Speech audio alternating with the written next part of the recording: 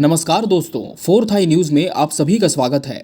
दोस्तों, आज विधानसभा सीटों के विश्लेषण सीरीज में हम आपके लिए लेकर आए हैं कुरुद विधानसभा सीट का विश्लेषण।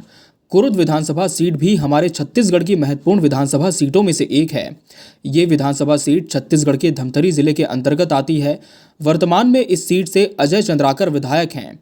वहीं इस संसदीय क्षेत्र से सांसद हैं चुन्नीलाल साहू, जो भारतीय जनता पार्टी से हैं। उन्होंने इंडियन नेशनल कांग्रेस के धनेंद्र साहू को 90,511 वोटों से हराया था।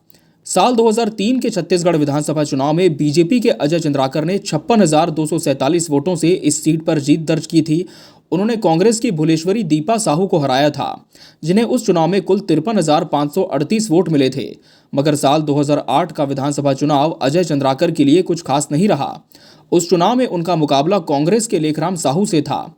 कांग्रेस ने तो इस चुनाव में पिछले चुनाव की हार से सबक लेकर अपना प्रत्याशी बदल दिया था, मगर बीजेपी ने अपने सिटिंग एमएलए चंद्राकर पर दोबारा भरोसा जताया, जो इस बार पार्टी को भारी पड़ गया।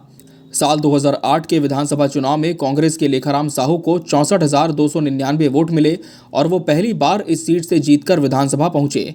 वहीं तत्कालीन विधायक अजय चंद्राकर को 58,094 वोटों से ही संतोष करना पड़ा।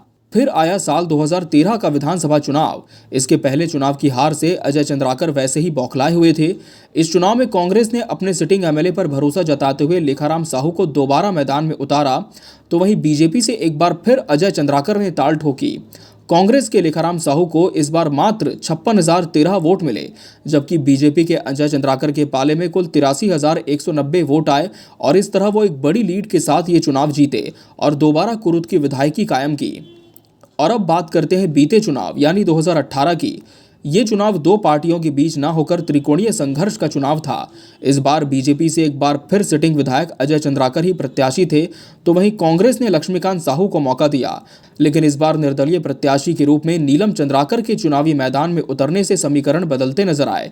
बीजेपी के अजय चंद्राकर ने इस बार 72,922 वोटों से जीत दर्ज की। निर्दलीय प्रत्याशी इस बार कांग्रेस से भी आगे निकल गई। नीलम चंद्राकर को कुल 60,605 वोट मिले, तो वहीं कांग्रेस के लक्ष्मीकांत साहू के खाते में मात्र 26,483 वोट ही आ पाए। दोस्तों, अब चुनावी साल फिर आ चुका है। इस बार साल 2023 के छत्तीसगढ़ विधानसभा चुनाव में क्या एक बार फिर कमल खिलेगा या फिर पंजे को जनता का साथ मिलेगा? क्या इन दोनों दलों के अलावा पिछले चुनाव की तरह कोई निर्दलीय भी इस बार चुनाव के नतीजों को प्रभावित कर सकता है, या फिर कोई नया चेहरा कुरुद में इस बार बाजी मार सकता है?